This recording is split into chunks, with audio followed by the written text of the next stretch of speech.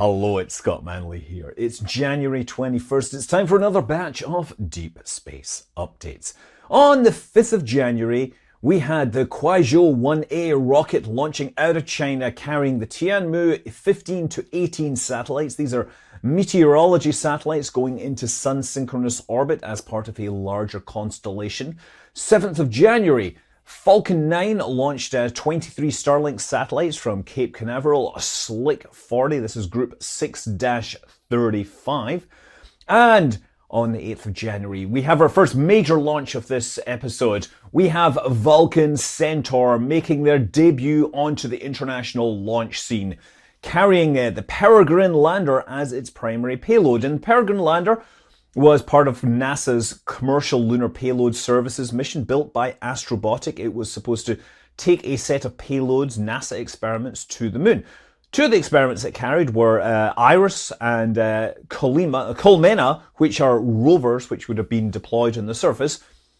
But let's talk about the launch first. So, Vulcan Centaur, ULA's new rocket, the one which will ultimately replace Atlas and Delta, the first thing that they have built in-house. It is, it's a Methalox first stage, hydrogen second stage, and then it can have a number of large solid boosters to help it get off the ground. And it operated spectacularly well. It was a beautiful launch, and there are some amazing photos. I love some, first of all, you've got the close-ups, like John Krause's amazing close-ups showing those beautiful blue Mach diamonds was absolutely, perfect. But then you had people just a lot further away taking these nice time-lapse or, long exposure images, and you can see the rocket trail go from white to this deep blue as this, the SRBs come off of it. So anyway, successful launch placed the spacecraft into its target orbit. And unfortunately, Peregrine had a bit of a problem. We can talk about that later. On the 9th of January, we had Long March 2C launching out of Xichang. This was carrying the Einstein probe, which is an X-ray telescope built by China in collaboration with the European Space Agency. So this is like a 1,500 kilogram payload, and it operates in like a 600 kilometer, 29 degree inclination orbit. It carries two telescopes. First of all is the Wide Field X-ray telescope, which uses a lobster eye imaging system. That's where you have a lot of channels that focus the light down. Because X-rays, you can't reflect them with traditional mirrors. You can only use grazing incident optics.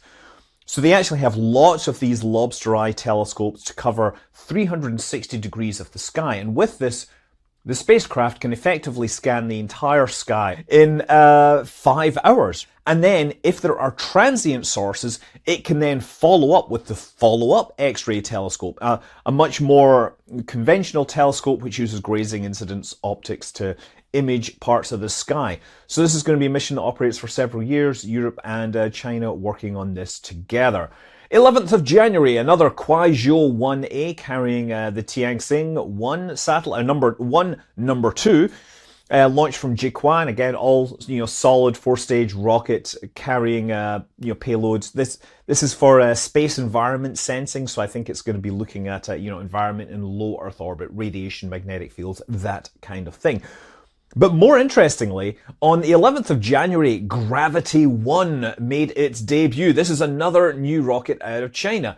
And, well, boy, this is one of the weirdest looking rockets. So again, this is a rocket that is built out of, not so much off the shelf, but they bought these motors from the Chinese government, solid rocket motors, and they assemble them into a rocket. This one has, a core, which is a large booster, and then they have 4 of these strapped onto the side. So it creates the look of this short, stubby, thing with boosters that peel off. It's definitely an odd-looking rocket. They launched it off a ship in the Yellow Sea.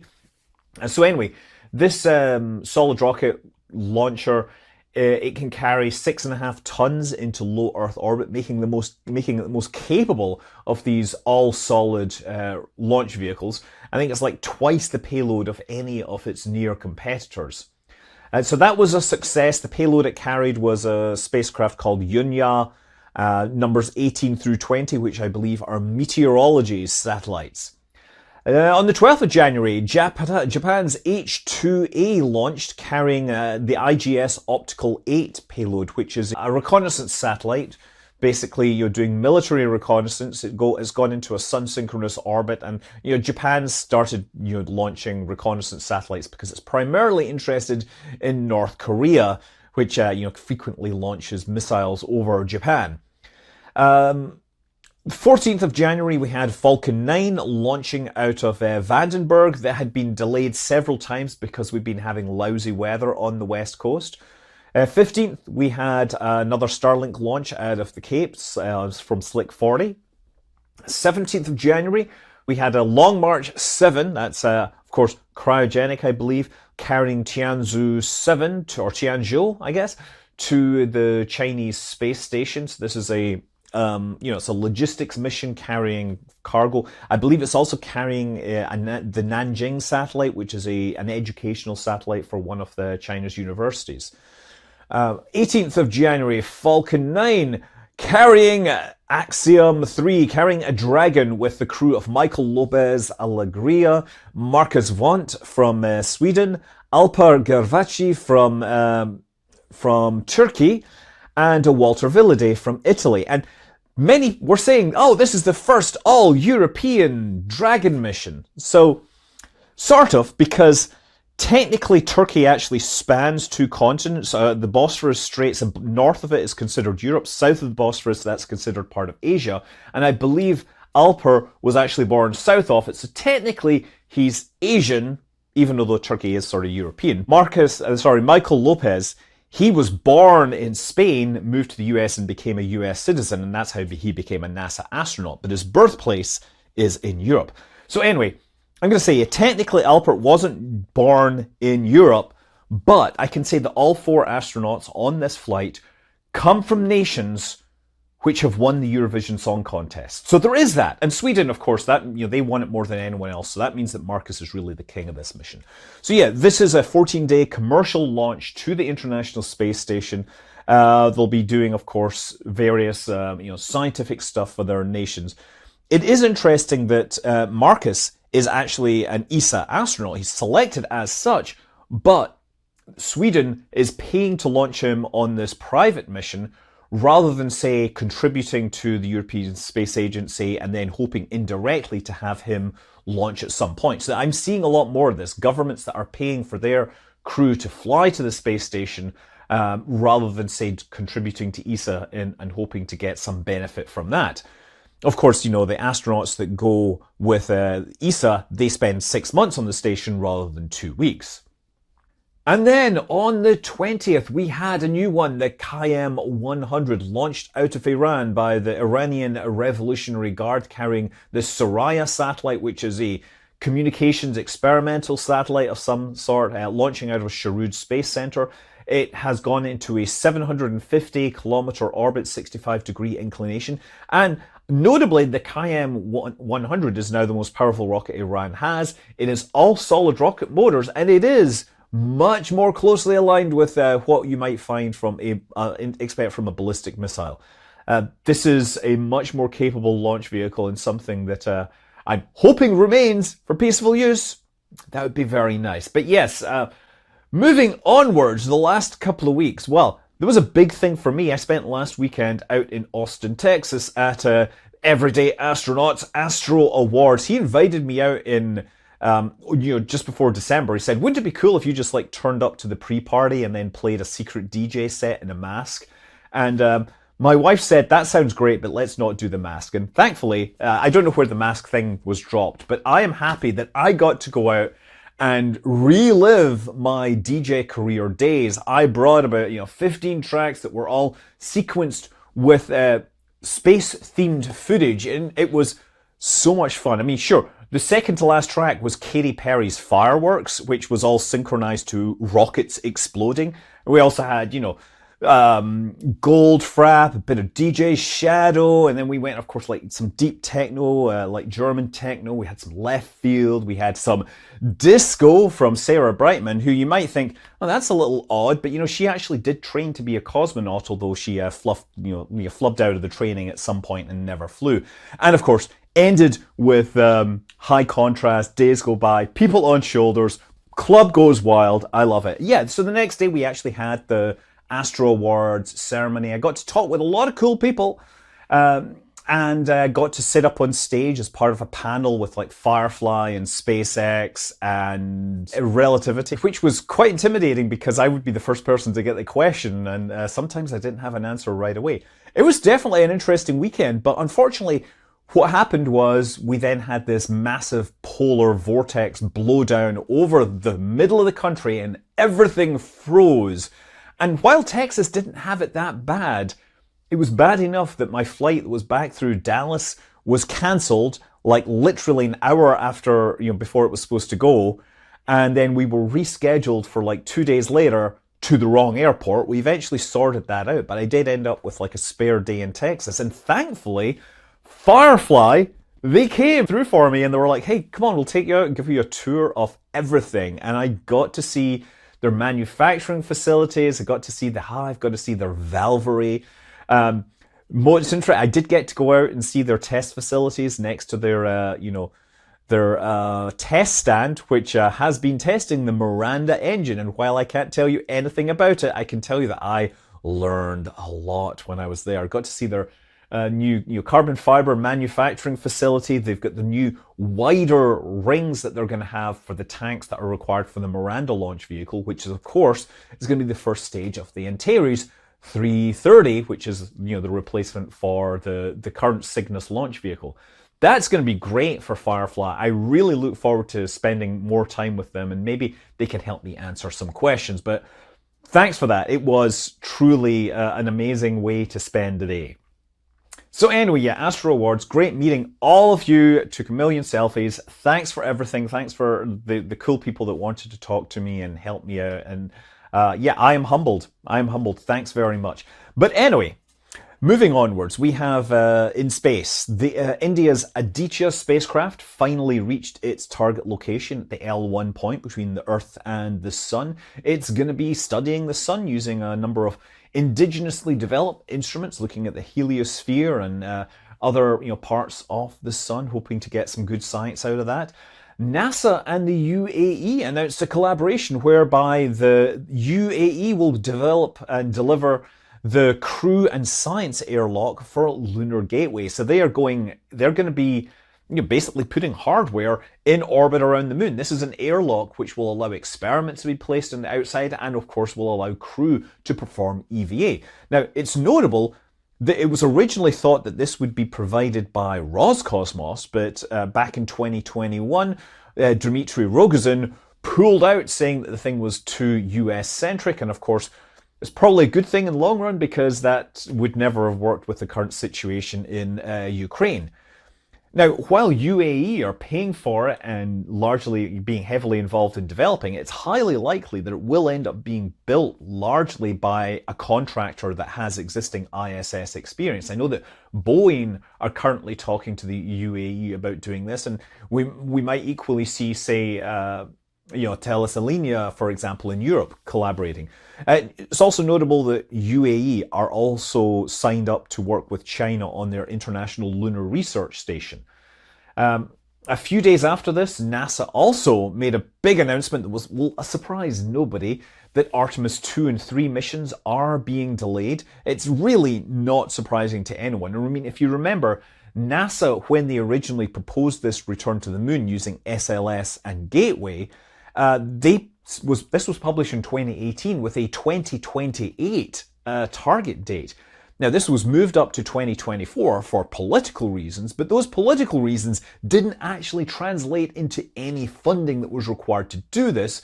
So yeah, it's been slipping right because nobody wants to pay the amount of money that's needed to move on those kind of timescales.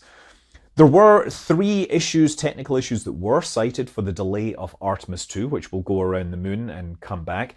There's the heat shield issues where there was more damage to the heat shield than they would like, big chunks breaking out. Now, it didn't threaten the spacecraft, or rather the conditions inside the spacecraft were totally acceptable, but they didn't understand it. They need to understand this because it could develop into something worse and could actually threaten the spacecraft.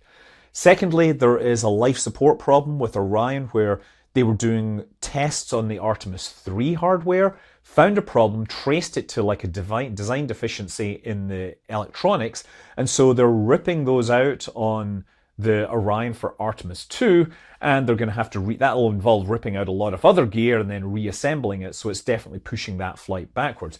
And yeah, finally there's some concerns about power during launch abort, that they can't guarantee that they will deliver all the power required for all the loads during the abort sequence. So yeah, that's pushing things back. So currently, Artemis 2 is now no earlier than September 2025, and Artemis 3 is no earlier than September 2026. And that should give SpaceX a little more time to develop Starship and their refueling and their lunar lander. There have been rumors that Artemis 3 might actually switch to be a non-landing mission if the hardware gets ready, but at this time they have not taken that decision, and Artemis 3 is still generally considered to be a landing mission for now. And that brings us neatly to Elon giving a presentation at Starbase, which I happened to miss because I was doing touristy things with my wonderful other half. But yeah, he gave a presentation, and the most interesting thing for me that came out of that was that they confirmed that the second stage failure on Starship Flight 2 was caused by an oxygen dump, which, you dump oxygen, it gets entrapped, it causes combustion where combustion isn't supposed to happen. We did actually note that the oxygen levels in the spacecraft were visibly dropping fast towards the end of the burn, and I think that was presumably part of this oxygen dump which led to the fire and the loss of the vehicle. The reason why they dumped this excess propellant was that the vehicle had no payload and therefore had too much mass, so they wanted to dump this so that it wouldn't go into orbit with too much payload, as I understand. I'm not sure exactly what the logic is there. That was the problem. He said that if they had a payload, they wouldn't have needed the propellant dump and they would have made it to orbit.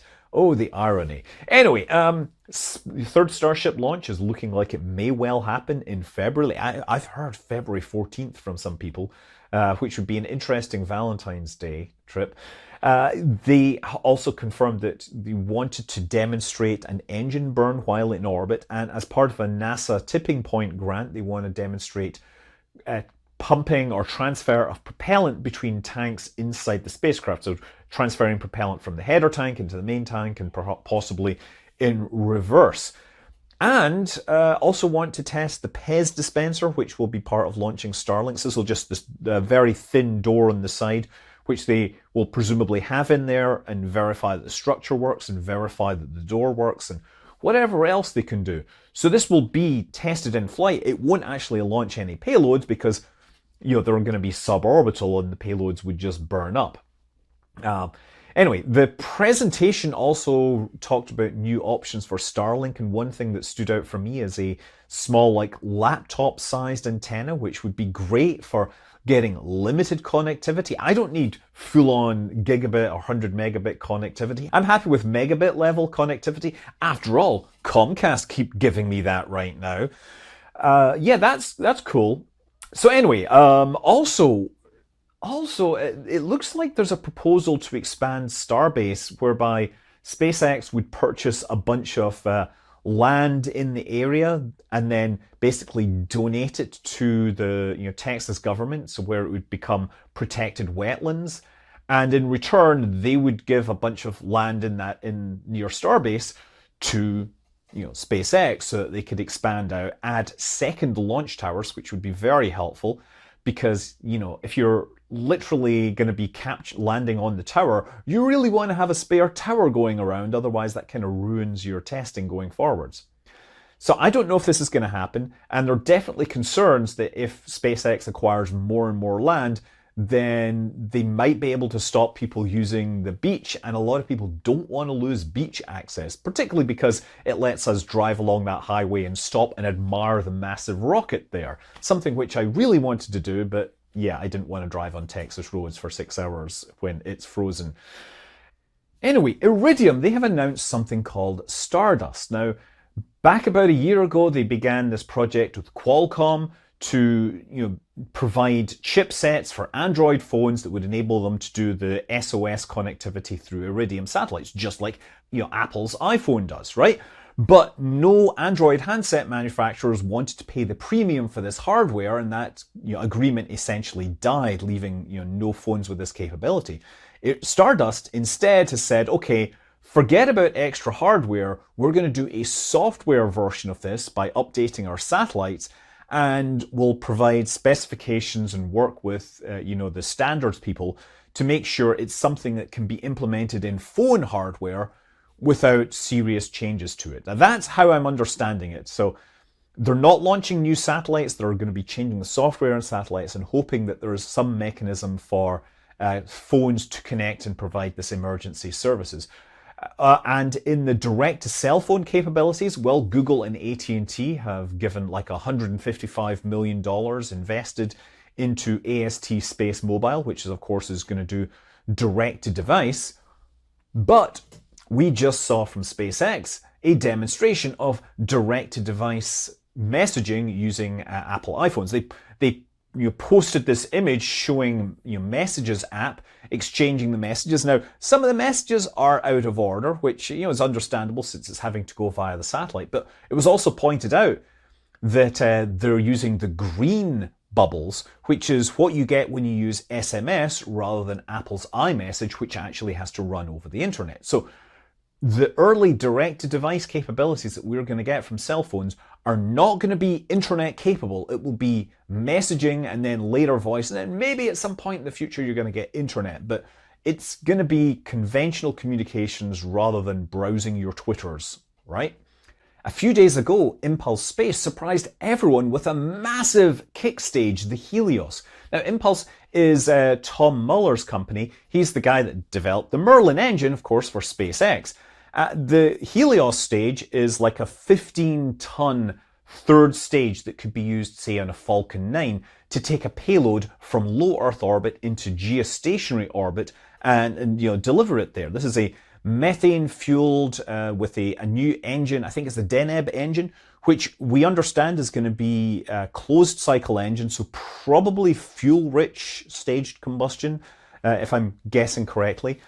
Now, the exact numbers are, not clear, but apparently a specific impulse of about 370 is close to the performance we expect from this engine. And according to Tom, it could add 3.9 kilometers per second of delta V to the 6-ton Europa Express mission. So yeah, this is interesting because to get a 5.5-ton satellite direct to geostationary orbit right now requires a Falcon Heavy. But if you could take a regular Falcon 9, put this impulse stage on top of it, and then put your satellite on top of that, then it might be a cheaper way to go. So look, this is a methane-fueled stage. It's going to require new ground service equipment to make sure you can fuel it with cryogenic propellant on the pad. But guess what? SpaceX already has that because Intuitive Machines has the Nova C lunar lander, and that's going to need to get fueled up inside the payload. So it sort of fits with them. However, it is rocket agnostic. It might potentially launch on other launch vehicles, say Relativity Space. They already have an agreement with Impulse to develop a Mars spacecraft. I don't know. This is a fairly big thing. SpaceX might simply say add their own version, or they might stretch the upper stage on the Falcon to get performance. But Tom Muller has good relations with SpaceX right now. Maybe they end up just becoming part of the same company in the long term. Who knows? But anyway, I'm excited to see if somebody uses this. Elsewhere in the orbital ferry market, the Orbital Tug Market, Momentus, which had been flying the Vigoride spacecraft on every transporter mission, has decided to skip the next one and then fly more payloads on the subsequent flight. And the reason they have cited is that they are running out of cash. So maybe we don't get the next one. But yeah, if they can launch fewer pieces of hardware and still satisfy as many customers, that might keep them afloat. So they were expecting to get some Space Development Agency contracts, and that never happened. That would have definitely helped with the cash flow. If you remember, Momentus went public back in 2021 via the SPAC route, and for a moment they were valued at about $1 billion, and right now, based on their market cap, they are worth less than 10 million. Yes, moving onwards, we had SLIM, the Japanese lander, the smart lander for investigating the moon, successfully touched down on the moon, making Japan the 5th country to successfully land on the moon. However, it then subsequently fell over, and it looks like its solar panels are not generating power right now. We got a small amount of data from it. I am hopeful that as the sun moves, they will get more data from it, but as of right now, they haven't said much more beyond the initial press conference. In particular, I'd love to hear what happened to their little lunar rovers and see if they got any imagery of the spacecraft. The other side of this was the Peregrine spacecraft, which, as I mentioned, it launched on Vulcan. Soon after separation, it experienced a propellant leak, and that propellant leak started to spin the spacecraft up. Now, they worked through the problem. They managed to get the spacecraft stabilized, but it was burning propellant to offset the impulse of that fuel leak. So they did manage to keep it alive. They managed to power up the various payloads, verifying that they were delivering data, get some of that data back towards the Earth. So some of the customers were somewhat satisfied or happy because they at least got some data out of their hardware, even if the hardware didn't make it to the moon. Then the propellant leak, that changed the orbit enough that the spacecraft ended up coming back to Earth and burning up. And so we got some imagery of that. Now, I have a whole video about SLIM and Peregrine, and again, congratulations to them for successfully getting to the surface of the moon, and congratulations to Peregrine for at least giving it your best shot, not screwing things up too badly. Hope that we get to see some successful launches as part of NASA's CLIPS program in the near future. Now, in the last couple of weeks, Japan also had news about the other payload that went with SLIM, the CRISM, the X-ray spectroscopy mission, which was going to go to geostationary orbit, and it launched at the same time as SLIM. So this has 2 X-ray telescopes, and they're having trouble opening the shutter on one of the telescopes. So there's an instrument called Resolve, which is supposed to do high-resolution X-ray spectroscopy, and it has this thin beryllium shutter to protect it. And unfortunately, that doesn't appear to be opening. The good news is that beryllium is at least somewhat transparent to X-rays, so the instrument can still be used, but they're going to have a bit more scattering. They're going to lose more of their low-energy X-rays, so they're going to have to recalibrate their thing if they can't get this open. So the other instrument, the Extend, the wide field instrument, that's working fine. So they are going to get stuff out of this mission, maybe not quite the quality of data they were hoping for. Landspace in China, they flew their vertical landing Juche 3 spacecraft. So this is a stainless steel rocket, which is supposed to be 100% reusable. We'll see how far they get with that. But they flew that up to 1,000 feet. They brought it back down. They soft landed it. It's just one of many Chinese companies following SpaceX and to a lesser extent Blue Origin trying to build reusable rockets. Meanwhile, a lot of the Western companies who were ridiculing the idea are still not following up in the same way. On Mars, Ingenuity had a bit of a scare, as on the latest flight, as it landed, they lost contact with it, and we were very worried that we were going to lose Peregrine and Ingenuity in the same week.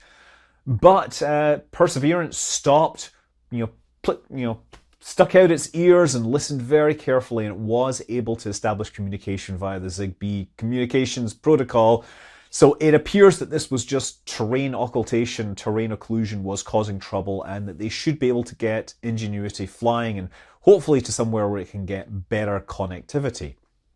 And also, finally, last night in the middle of Europe, we found an asteroid, 2024 BX1, a few hours before it was going to hit the Earth. And so people were ready over the middle of Europe getting some great imagery of this. It was marvelous to see this thing coming down and pulsing and disintegrating as bits fall off of it and produce flashes of light. It's great that we can actually find asteroids, come up with a solution, and notify people to be able to get out and get images of meteorites. You're basically pointing the camera in almost the right direction to be able to see this. That was fabulous to see that, and I hope we see more. So yeah, that's the deep space updates. In the next couple of weeks, we expect Rocket Lab to have a launch called 4 of a Kind, carrying 4 satellites for Spire Global, and Northrop Grumman will debut the Cygnus on Falcon 9, carrying cargo to the International Space Station. Until then, I'm Scott Manley. Fly safe.